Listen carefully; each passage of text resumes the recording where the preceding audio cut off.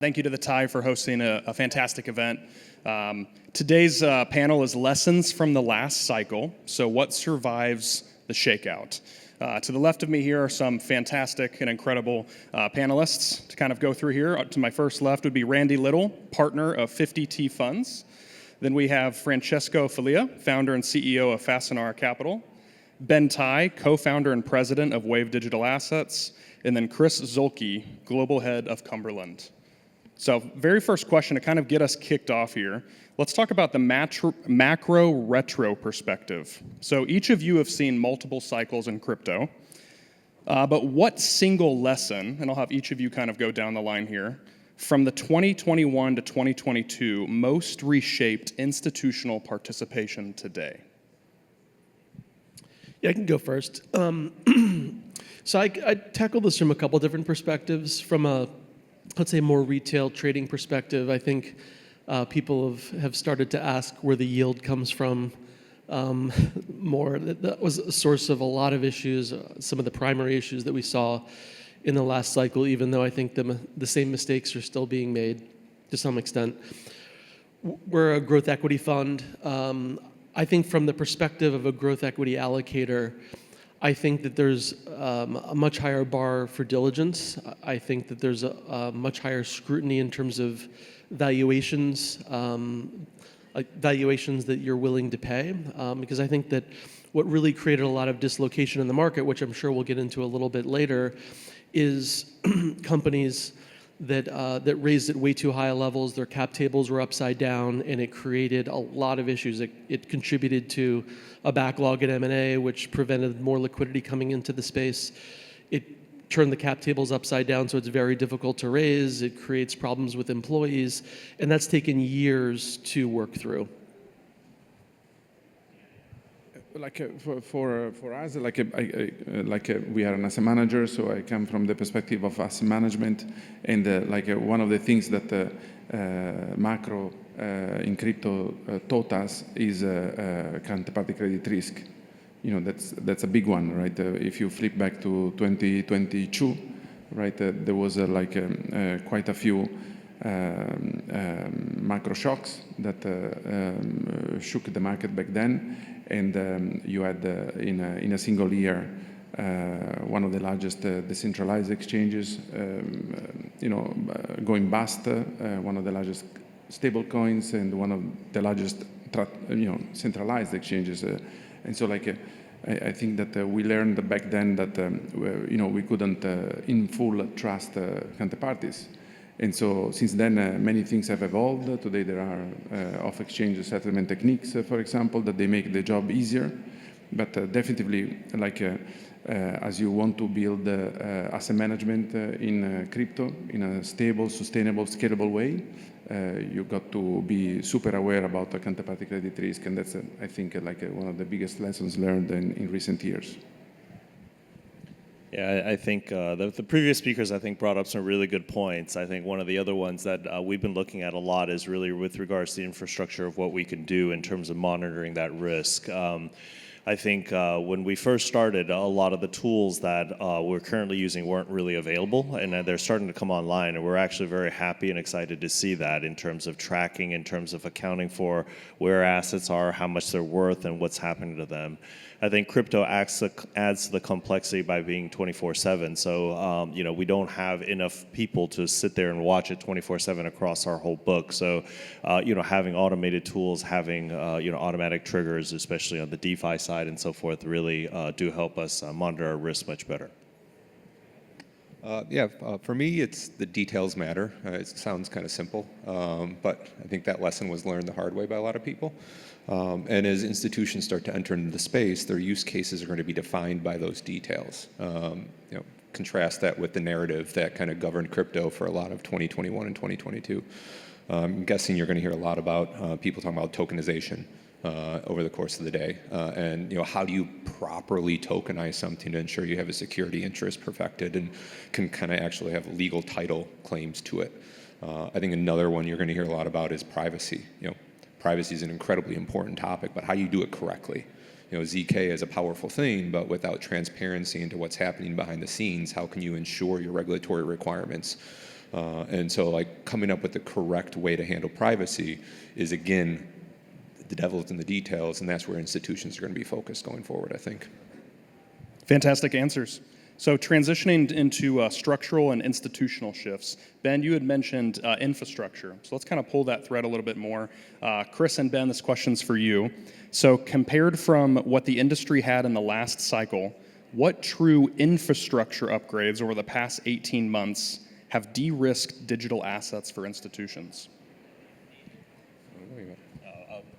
I'll jump in here.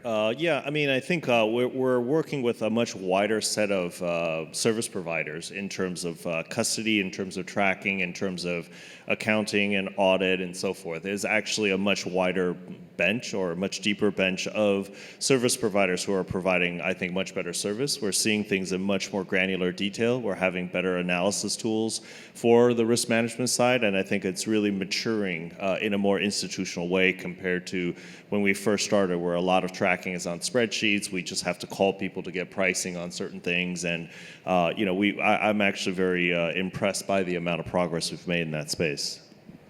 Yeah, for us, the topical one is how people have been handling custody, particularly bankruptcy remote structures for custody. I'm assuming we'll get into that in a bit.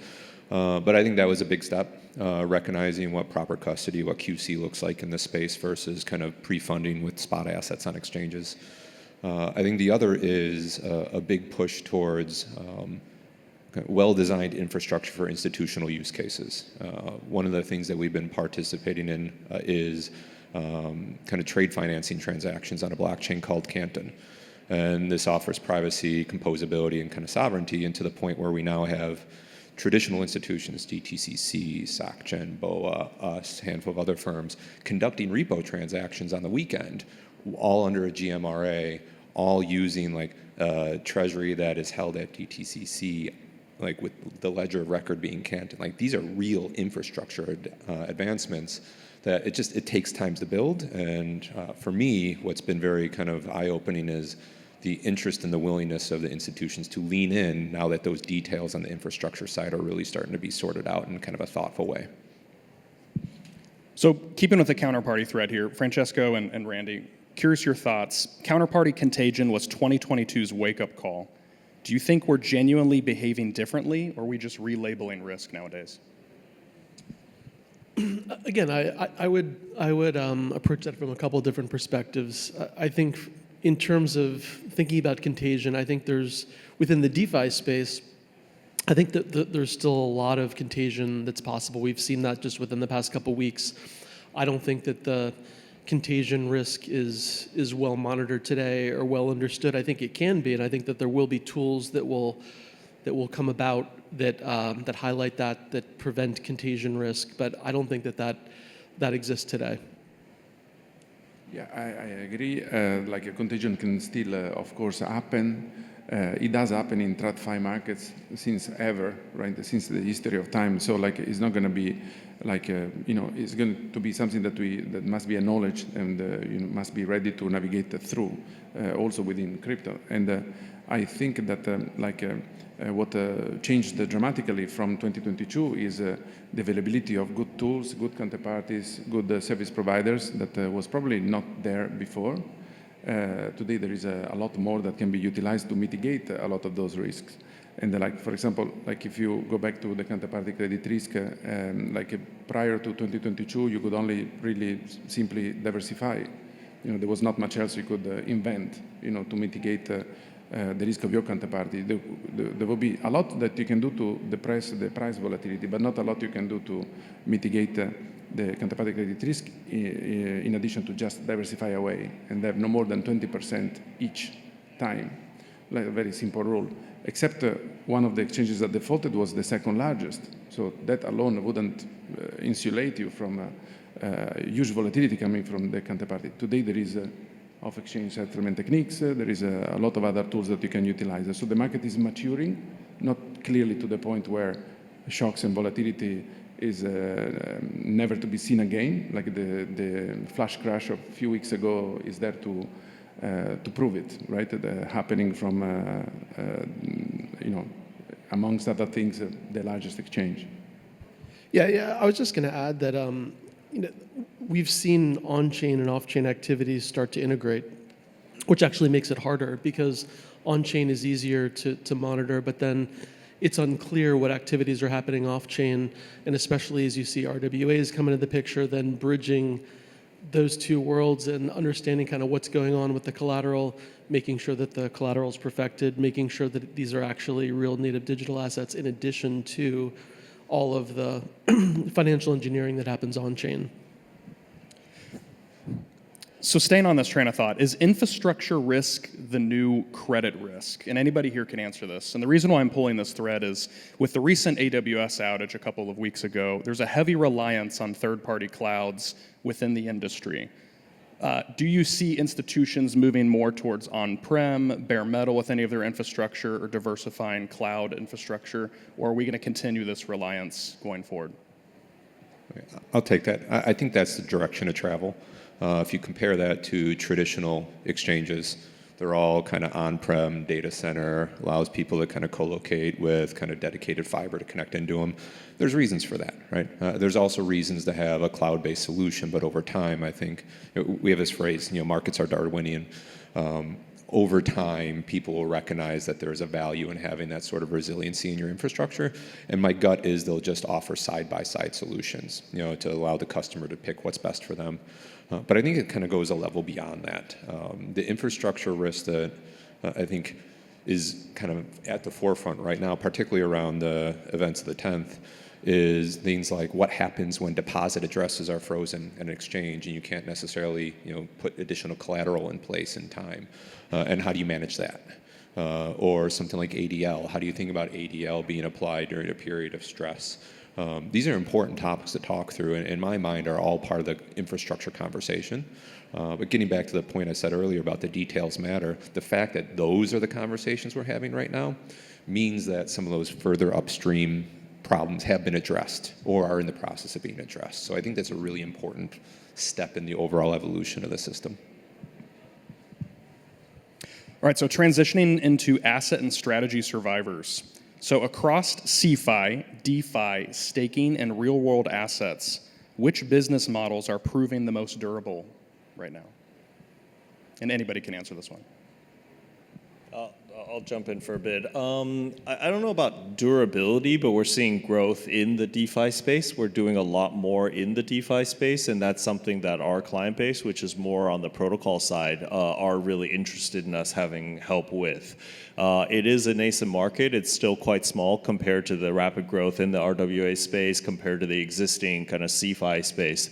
But it is something that we're all very excited about. We're looking forward to kind of being able to do more in that space. I would say for me that what I look for is those practices or capabilities that are adopted by the other side of the aisle, right? If you say DeFi is on one side, TradFi is on the other side, if you've built something that kind of transcends that, that's probably indicative of the fact that there's some durability there. From the TradFi to DeFi direction, one of the common practices is moving order books off chain and using the chain for the settlement layer. Natural evolution makes sense. And what does that actually represent? Well, that the settlement layer is the important innovation, the ability to kind of like transact and move assets very quickly, despite the fact that you have an off-chain book, is the value add proposition. So I think that's something you'll continue to see. In the other direction, I think trade financing and collateral mobility are very important innovations that have come out of DeFi, right? That would have never happened in a kind of do no harm environment where people didn't want to innovate in TradFi. You've gotten these innovations from DeFi now driving 24/7 moves by major traditional exchanges. You have clearinghouses and prime brokers and FCMs talking about what it means to accept stablecoins or tokenized collateral to facilitate better risk management and resiliency over the weekends. Common question I have is, if you were to just tear it all down and build it back up from scratch, would anyone in their right mind say your ability to risk manage should be closed for 30% of the week? Absolutely not. Like, harebrained idea. And now we have an answer to that by taking what's been built in DeFi and applying it to the traditional rails. And so I think those are very, very durable. And not just that, but I think will fundamentally change the way markets think and operate on a day-to-day basis. Yeah, I think it goes without saying that the the part of crypto with the best product market fit so far is around payments. I mean, using stables for cross-border payments remittance is undeniably 10 times better than what fiat can do. And I think that's going to evolve into like crypto neobanking applications. That's something I'm personally very excited about. I mean, it's ripe for the picking, I think, of a lot of companies that are starting to pursue that. And on the other end, RWAs are still relatively small today. I think it's like 35 billion excluding stables. I mean, that should be tens of trillions. And I think that will happen over the next 5 to 10 years. But I mean, that'll be such a sea change, and I think it'll lead to some of the even more impacts than what Chris is referring to. Yeah, perhaps just one notation, like there is a lot in it, but as an asset manager looking at the cryptos, how to derive stable income from it and the good performance in a durable manner, DeFi is inevitable, like it needs to be part of the mix. Although, we still do a lot more in TradFi. In TradFi, yes, as a firm, but also within crypto in CeFi. But DeFi is definitely something to include and to be able to learn more and more from and into it. I would say that there is a big differentiation between levered yield and real yield when it comes to it. So it's really, is a place, DeFi, which is a kind of quick sense, right? I think about quick sense, meaning that you could lose the ground beneath quickly if you step into the wrong places. And I think one of the things that I personally, for example, think of is when I think about durability of a yield, is what is the collateral behind. Is it just a rehypothecation or leverage on leverage? Yield on yield, where debasement is a clear potential outcome, or is it, or does it have a finality? Is it linked, for example, to some RWA activity, which has got loans going into the real economy at some level, in which case is a lot more trustable and reliable, and in my opinion, sustainable.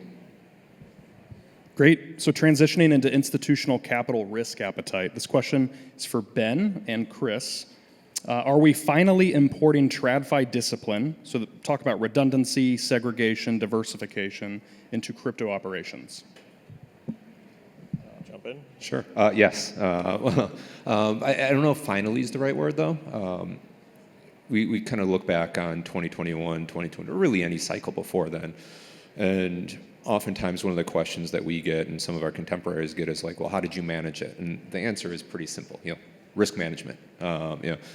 Eyes wide open, always have a plan. Don't just assume the happy day. Have a plan for when things start to break down.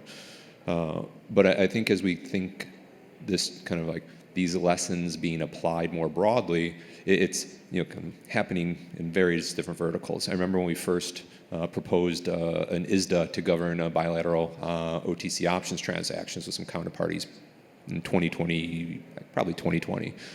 And we kind of got looked at like we had grown a second head in the conversation. Because they're complicated, right? And we say, hey, let's negotiate this thing for 3 months just so we could trade an option. A bit of a barrier of entry. But post-2021, that's just the standard now. People want to have ISDA-governed transactions for bilateral derivatives. They want to have CSAs in place. And so for me, as silly as it sounds, people wanting to sign ISDAs is like the high water mark. If you're willing to go through that amount of legal rigor to ensure that you're addressing your counterparty risk and collateral management for a transaction, that means the standard has changed. And I think you see that in a lot of other places, whether or not it's people requiring QCs to hold their assets, or if you're talking about how you could have bankruptcy remote solutions on these crypto asset platforms. It's all indicative of those standards starting to be imposed on the industry by its users, which I think is a really important step. Yeah, I think just talking a little more detail about kind of the setup that we use, we're actually kind of pushing the limits of what we can do in terms of asset segregation for all of our clients. We've basically set up a separate entity for every single client that has its own custody, its own exchange accounts, its own OTC relationship, its own everything. It is painful for us as a firm that needs to manage that, but it is actually very convenient for the clients because of that segregation. each client can blow their account up. It wouldn't really affect anybody else or affect us. And to take it to an extreme, if we were trading on our side, it wouldn't really affect the clients either. So, that level of segregation we've done actually from a few years ago, and I think that's been kind of an adopted standards that our clients are really happy with us about. It's not a model that works for kind of a mass audience base, but I think for the type of clients that we're facing, which is a bit more institutional, they require that, and that's something that has really worked out well for them and for us. I also, just to kind of take these comments a bit step further, is let's look at the regulation that's coming down the pike. You have the Genius Act. Stablecoins are a massive, massive component not only of DeFi at this point, but now, frankly, TradFi and payments in general too. And the Genius Act sets forth very clear rules about what a stablecoin actually is. And it's really based on resiliency, transparency, kind of reserve management, amongst other things. And for me, having that level of recognition of that kind of the core resiliency for these products baked into regulation is a big signal for how TradFi and regulatory initiatives are not only just kind of addressing these concerns, but adopting the innovations along with it. And so I think as clarity comes through and as additional regulations come through, you're going to get more and more signals that exactly what you've asked about is happening. Randy and Francesco, kind of going a different wavelength here. How are allocators approaching digital assets now? Are they diversifier, macro trade, or still in that experimental phase? I see it along a couple of different dimensions. I mean, where our fund is focused on equity to date, we'll probably do tokens at some point as well. I think that our LPs see our fund in particular as a way to get exposure to the macro trend of crypto, which I think that there is a macro element of that for sure. But the way I see it is I see a lot of what's happening in crypto is sort of like FinTech 2.0. Instead of like a thin veneer of technology on top of a broken financial system, we're basically rewiring the entire stack. So I think if you think about the exposure that way, it's sort of like the exposure to the next step in technology. So I think that's something that should be a part of every portfolio. We also, of course, tell our LPs they should own Bitcoin, they should own ETH, but I think they should also have exposure to the infrastructure and picks and shovels in the space. For us, when you talk about allocators, our prime focus is on institutional clients defined as pension funds, insurance companies, and banks, to be precise about it. And I talk about them because they are the elephant in the room, right? You're talking about $100 trillion assets. So if you manage to cross the bridge with them, you really have a potentially super scalable business. And at Fasanara, that is 90% of our investors, not necessarily in the crypto fund itself, but hopefully soon as well. And we have seen a wave of adoption this year. So this year there has been clearly an acceleration for the crypto fund itself as well, that is fast growing. And so the question becomes, how do you please those institutional clients so defined into crossing the bridge into crypto? We are already managing their capital for FinTech 2.0. I mean, I would classify this at 3.0 or 4.0, but 2.0, I mean by that FinTech lending, digital lending, which is all these new digitized ways of creating a yield within TradFi still, so in all the traditional financial rails. And that's where we manage the bulk of our assets. Now, to bring them kind of on-chain into crypto, I think that one of the main characteristics, there are two connotations. One is stability of returns. So to look at how you can monetize the inefficiencies of this new asset class to derive stable, durable returns and scalable. And number two is how do you import governance from the TradFi world, right? So self-imposed, and then now also due to the new regulations, due to the current regulation as well. And so counterparty credit risk, split functions for governance, and things like that. So this is how you play the game, in our opinion. Fantastic. We are coming up on time, so the final question to wrap things up will be for each of you to go through. If the next cycle is built on what survived, what theme or mindset would you say defines it going forward? I can go first. So I think that I think the way that we would look at it is bringing, I think, a lot of the lessons learned practices that have been hard won in the traditional world to crypto over time. I think that, the flip side of that, though, is I think that using the technology, a lot of the inefficiencies, rent-seeking costs can come out. But there's a lot of valuable lessons that have taken the capital markets almost 100 years to learn. I think a lot of the last cycle was precipitated by people that never experienced any of those risks or studied them, making the same mistakes that were resolved many, many years ago. And I think that maturity is starting to be infused into everything. And I think that we're starting to see lots of evidence of that in this cycle.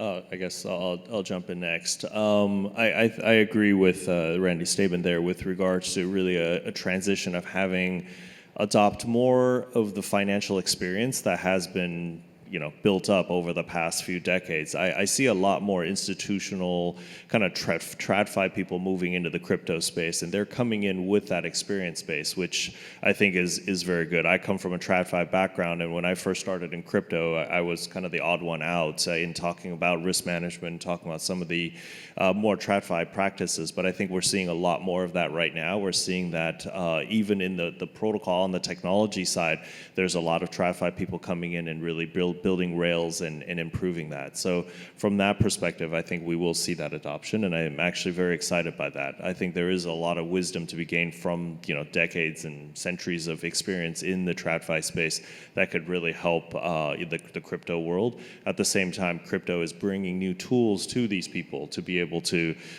create that efficiency and make things work better and cutting out the people in the middle, I guess, some of the inefficiencies to the traditional finance space. So from that perspective, I think it's very exciting. For me, it's I think people investing in doing things the right way, not just doing things in a way that they could say they've done it. A great example of this is, again, the tokenization conversation. If I've built an asset that now has a token representing it, and it is not going to be accepted by an institution for collateral in a derivatives transaction or for leverage, then did I build it right? For my purposes, probably not. There might be a use case there, but I think you're missing the bigger picture if you don't think through all those details. I think the same could be said for 24/7 trading. You could flip the switch and let exchanges run 24/7, but if you didn't build the rails to support 24/7 collateral mobility and near real-time VM, then did you build it right? And I think these are the conversations that I expect to come to the forefront over the course of the next year or two. I see a compromise between, a bit like Ben said, between like a TradFi and then CeFi DeFi on the other end. There are more and more TradFi that are coming into the place and that they are playing a role. This is great because they import the governance, they import some matrix that have been working for like a long time. At the same time, on the other end, I don't see like the crypto native solutions like substituting in full in a revolutionary way. I see more of an evolution, and this compromise to happen where TradFi comes in, sits atop some of the crypto native applications, and make sure that the whole industry can mature in the right direction. Thank you all. Randy, Francesco, Ben, Chris, appreciate your time today. Thank you all for listening. This concludes our time.